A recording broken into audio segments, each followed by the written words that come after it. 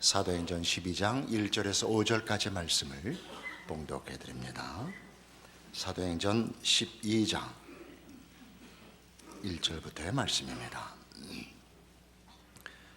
그때에 헤롯 왕이 손을 들어 교회 중에서 몇 사람을 해하려 하여 요한의 형제 야고보를 칼로 죽이니 유대인들이 이 일을 기뻐하는 것을 보고 베드로도 잡으려 할세 때는 무교절 기간이라. 잡음에 옥에 가두어 군인 내식인 네 패에게 맡겨 지키고 6월절 후에 백성 앞에 끌어내고자 하더라. 이에 베드로는 옥에 갇혔고 교회는 그를 위하여 간절히 하나님께 기도하더라. 오늘 본문은 헤롯 왕이 이제 교회를 핍박하여 사도 중에 하나인 야고보를 죽인 사건과 그리고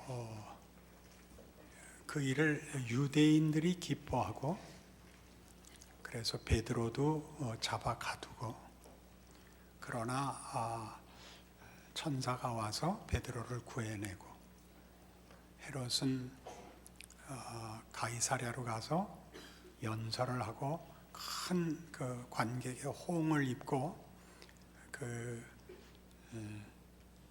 영광을 하나님께 돌리지 않아서 벌레가 먹어서 죽었다는 얘기들입니다.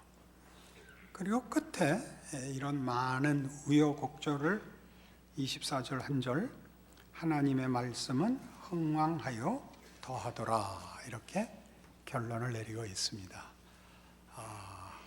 놀랍지요. 왜 놀라우냐 하면 초대교회가 로마 제국의 식민지죠. 속국이고 그 로마 제국에 충성하는 분봉왕 헤롯이 기독교를 탄압합니다. 초대교회가 시작된 유대 사회에서 유력 인사들이 기독교를 반대합니다. 그래서 교회에 핍박을 가하자 유대인들이 좋아합니다. 야고보는 죽고 베드로는 갇히는데 그를 하나님께서 천사를 보내어 기적적으로 꺼내주지만 잘 보시면 당시의 세력을 꺾어서 문제를 해결하시지는 않습니다. 로마를 엎으시지도 않고 당시 유대인들, 당시 사회의 유력 지배 계급에 대해서도 무슨 하나님의 어떤 경고나 무슨 보복이 없습니다. 그럼에도 불구하고 하나님의 말씀은 흥왕하여 가더라 라고 말하고 있습니다. 초대교회가 그들의 임무, 그들의 고백을 나누기 위해서 정치적인 세력을 필요로 했다는 흔적이 없고 세상 세력이 교회에 대해 호의적이지 않지만 제거되지도 않고 있다는 사실에 대하여 놀라야 됩니다. 우리가 가지는 기독교 신앙에 있어서의 순진한 소원은 이것이 진리이고 영생의 문제고 역사와 인류의 운명에 관한 것이니까 모두가 알도록 힘을 가져야 한다고 생각하는데 성경은 전혀 그런 식으로 기독교 신앙을 증거하려고 노력하지를 않고 있습니다.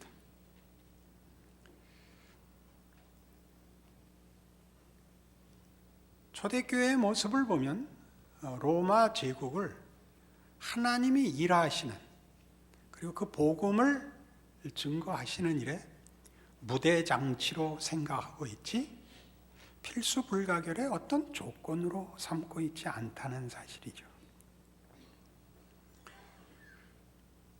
우리가 사는 시대에 가장 중요한 그 관심사는 경제입니다. 그죠? 경제가 가장 중요한 온 세계 주요 관심사였는데 그렇게 멀지 않은 과거에 20세기까지도 경제이기보단 국방력이었습니다. 굉장히 중요한 문제였죠. 그걸 위해서 우리는 모두 나라가 힘을 갖기를 원하는 유산을 물려받았습니다. 그 힘은 예전엔 국방력이었고 또는 외교력이었고 그리고 지금 경제력이 됐죠.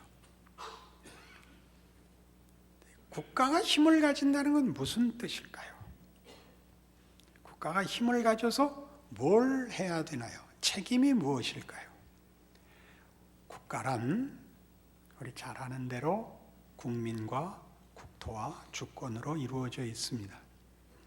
그 국가에 권력을 주는 이유는 그 소속된 국민들이 총칼을 들고 자신을 지킬 필요가 없는 나라를 책임지라고 준 권력입니다. 각각 자기를 지키기 위하여 총칼을 가질 필요가 없기 위해서는 나라가 국방력도 가져야 되고 경찰력도 가져야 되고 당연히 법을 가져야 됩니다. 그렇지 않겠습니까? 그런데 무한 경쟁 시대에서 국제사회에서 나라가 살아남으려면 이제 경제력이 있어야겠고 그 경제력을 가지기 위해서 국가에 모든 권력을 주고 책임을 묻고 있는데 국제사회에서 이기는 것 이상으로 각 개인의 현실이 또한 다급합니다. 그러니 나 잘 살게 해달라도 당연히 국가에 요구하게 됐죠. 근데 어쨌든 국민들 속에는 뭐 우리 보통 나누는 식으로 가진 자와 갖지 못한 자가 생겼고 배운 자와 배우지 못한 자가 생겼고 권력을 쥔 자와 쥐지 않은 자가 생겼습니다. 그러니까 이것이 다 권력을 잘못 사용했다고 생각을 하게 됐죠. 또 인류 역사 내내 권력은 늘 부패했고요. 이제 권력을 잡자. 치열하게 이제 그 초점이 좁혀졌습니다. 어느 당에서 나왔냐 그거죠? 아닙니다. 여러분 기대하는 것과 전혀 다른 얘기를 하려고 하는데 현실을 기독교 신앙이 어떻게 보고 있느냐와 묶으려고 합니다. 우린 둘을 나누어 갖고 있기 때문입니다. 그렇지 않습니다. 우리가 국가에 권력을 주고 그리고 내가 국가에 권력을 주겠다. 정치죠. 정치란 국가 권력을 행사할 권력인데 정치란 사전적 풀이가 이렇게 되어 있습니다. 그 대립하는 의견을 조정하고 통합하는 일, 이것이 정치랍니다. 이렇게 말로 하니까 그렇게 하면 되겠는데 잘 안 되죠. 왜 안 되냐 하면 그것은 이런 기본적인 상식 위에 서 있거든요. 통합이니 조정이니 하는 것들은 자유, 평등, 정의라는 기본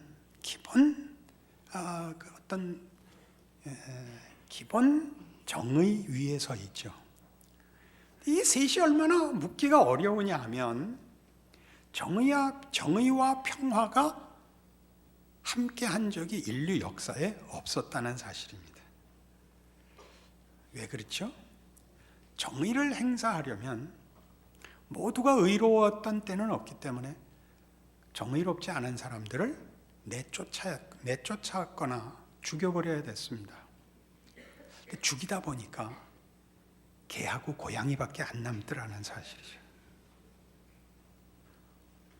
어떤 때는 옳았는데, 어떤 문제에선 옳았는데 늘 언제나 옳은 사람은 없었다는 사실이죠. 정의와 평화는 함께 있을 수가 없었다. 역사의 증언입니다.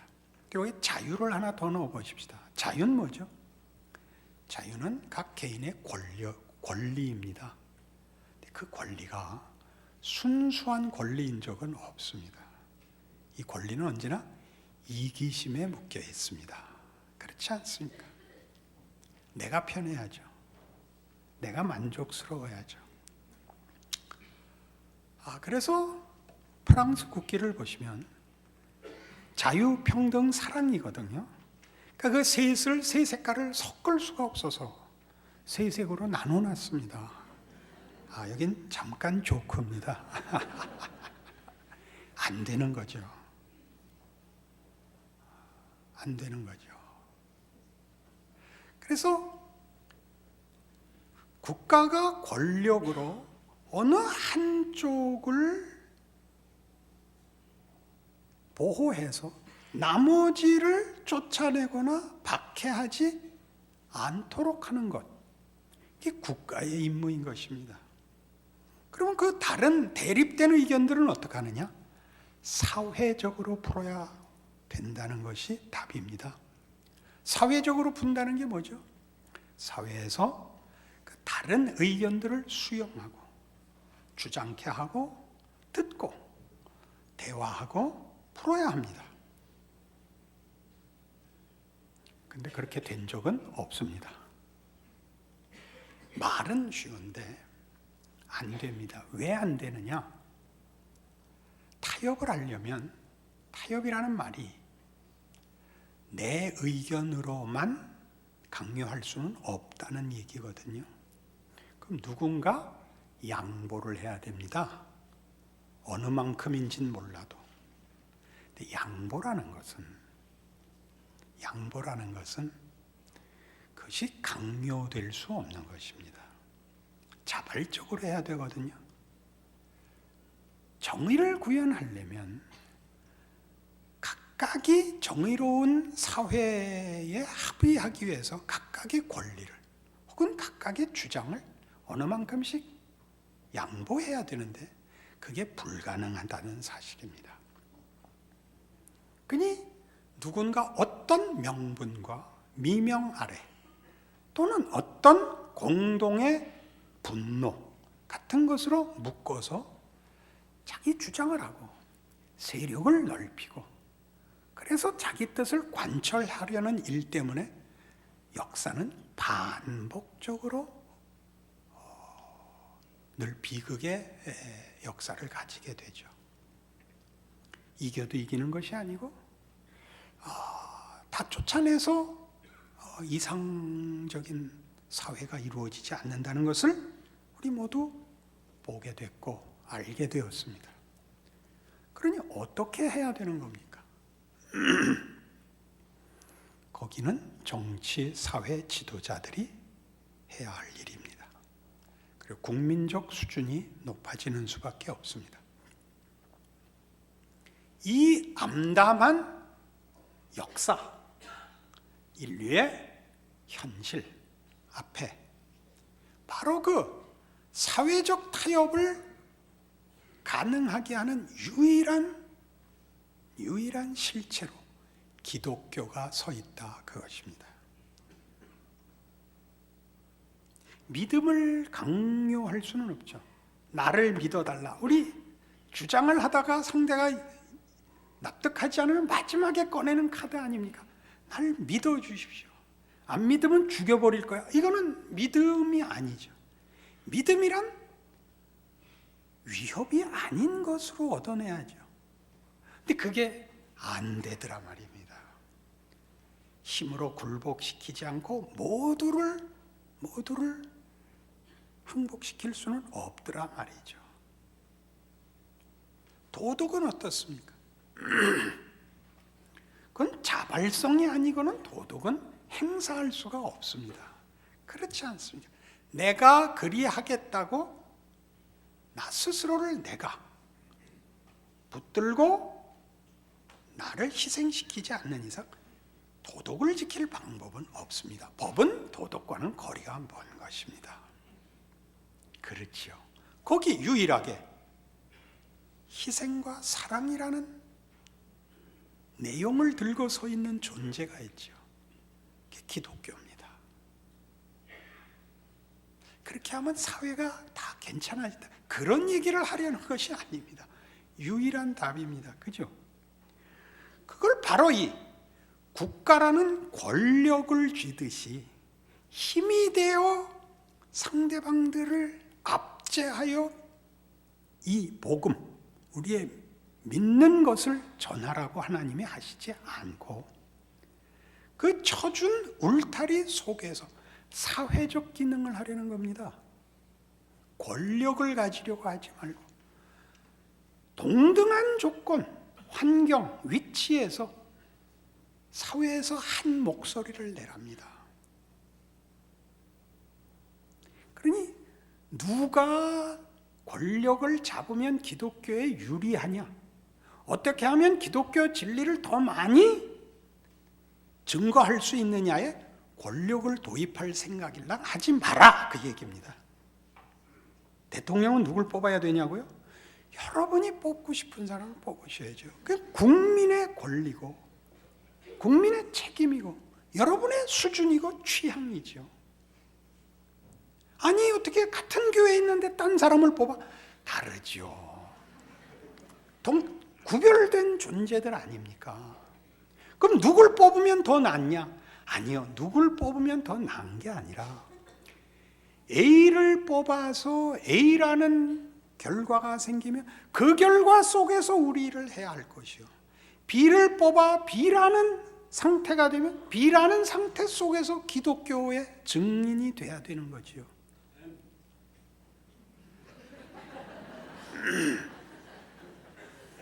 아멘이 옳시다.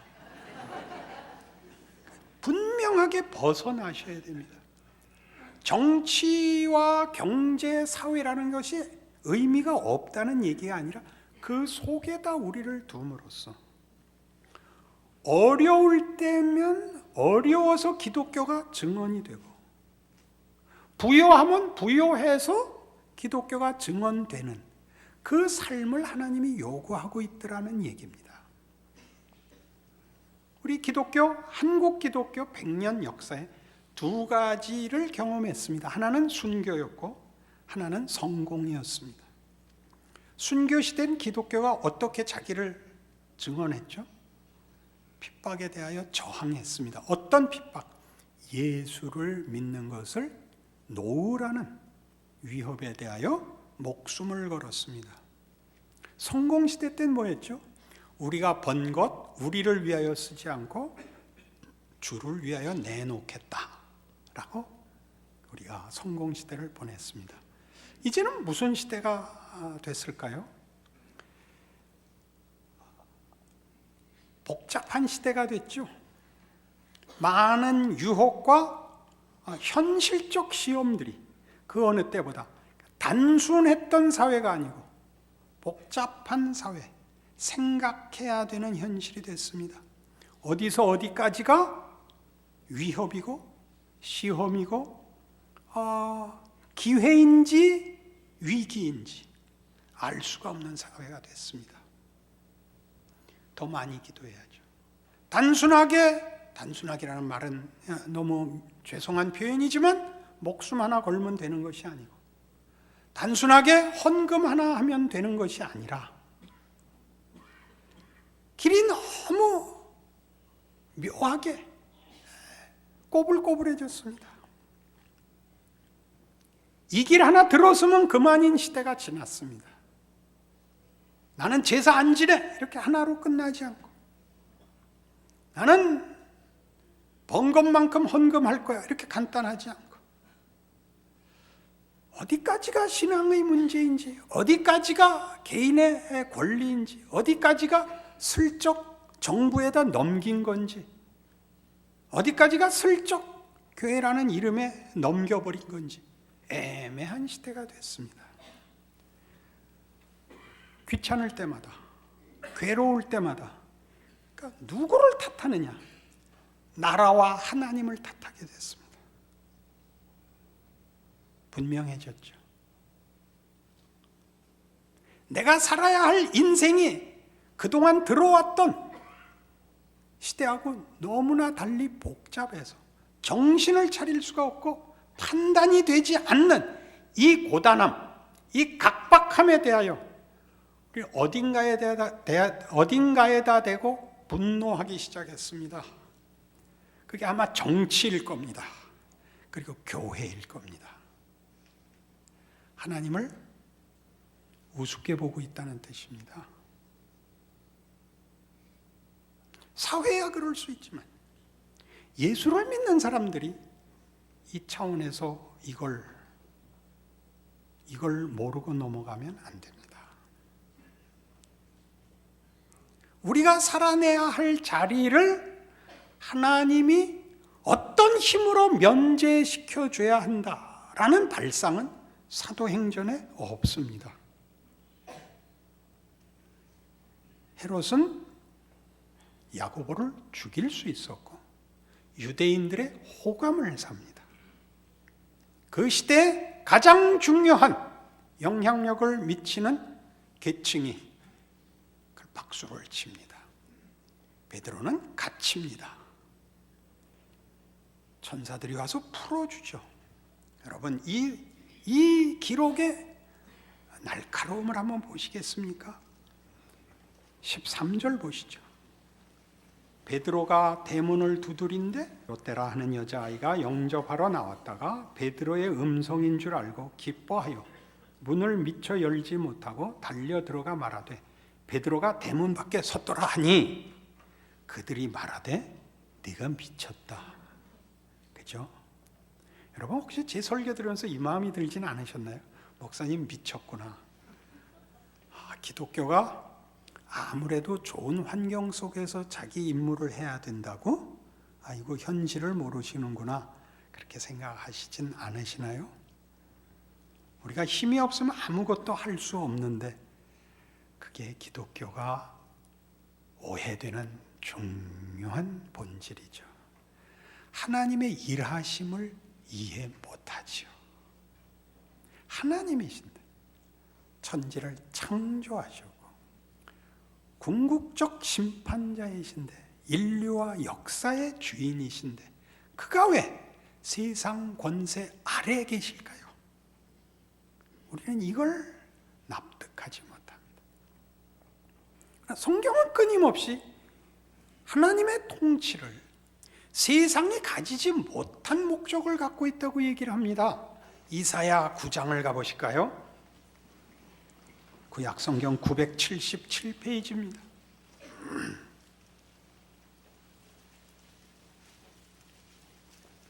이사야 9장 1절입니다. 전에 고통받던 자들에게는 흑암이 없으리로다. 옛적에는 여호와께서 스불론 땅과 납달리 땅이 멸시를 당하게 하셨더니 후에는 해변길과 요단 저쪽 이방의 갈릴리를 영화롭게 하셨느니라. 흑암에 행하던 백성이 큰 빛을 보고 사망의 그늘진 땅에 거주하던 자에게 빛이 비치도다.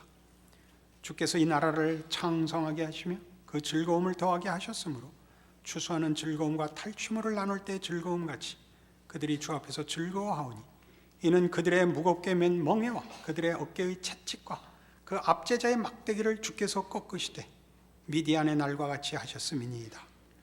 어지러이 싸우는 군인들의 신과 피 묻은 겉옷이 불에 섭같이 살라지리니 이는 한 아기가 우리에게 낳고 한 아들을 우리에게 주신 바 되었는데 그의 어깨에는 정사를 메었고 그의 이름은 기묘자라 모사라 전능하신 하나님이라 영존하시는 아버지라 평강의 왕이라 할 것임이라.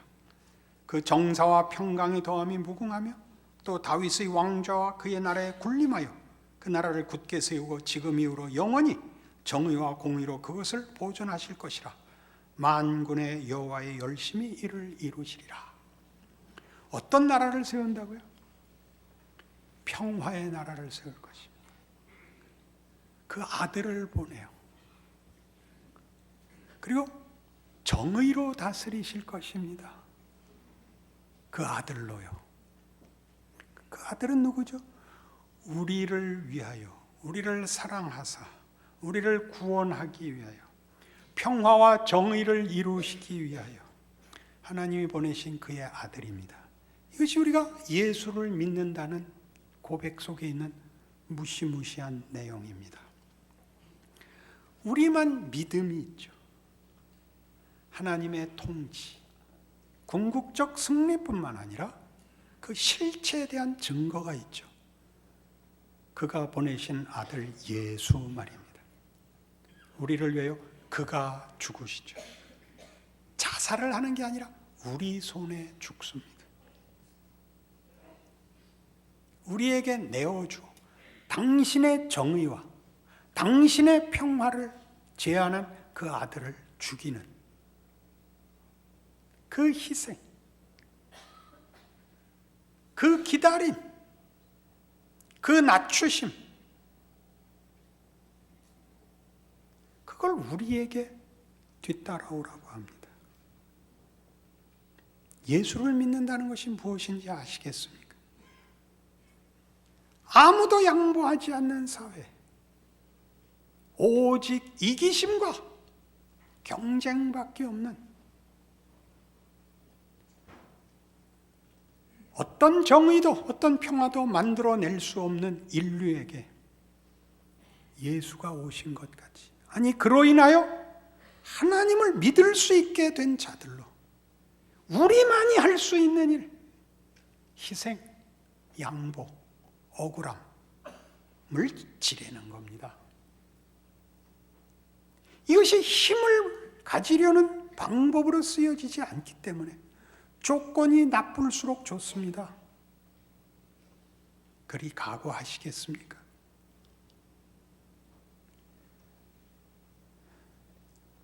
아멘은 어디 갔습니까? 고린도 후서 6장에 가보실까요? 아니 여태껏 잘 짜고 치다가 결정적일 때는 어디 갔습니까?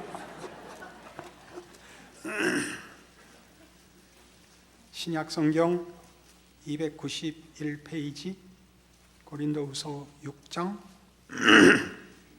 1절 이하를 봅니다. 우리가 하나님과 함께 일하는 자로서 너희를 권하노니 하나님의 은혜를 헛되이 받지 말라. 이르시되 내가 은혜 베풀 때 너에게 듣고 구원의 날에 너를 도왔다 하셨으니 보라 지금은 은혜 받을 만한 때요 보라 지금은 구원의 날이로다.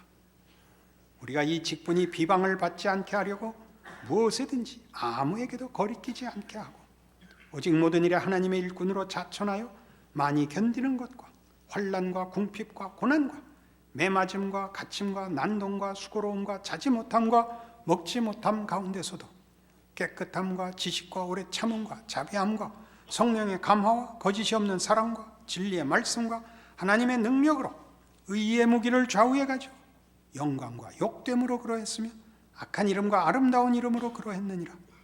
우리는 속이는 자 같으나 참되고 무명한 자 같으나 유명한 자요 죽은 자 같으나 보라 우리가 살아있고 징계를 받는 자 같으나 죽임을 당하지 아니하고 근심하는 자 같으나 항상 기뻐하고 가난한 자 같으나 많은 사람을 부유하게 하고 아무것도 없는 자 같으나 모든 것을 가진 자로다. 철저히 뭐가 나뉘고 있습니까? 세상 권력으로 쓸 수 있는 건 아무것도 준 것이 없다. 하나님의 자녀이기 때문에 가지고 있는 진리와 믿음과 소망이라는 것은 얼마든지 있다. 이렇게 되어 있습니다.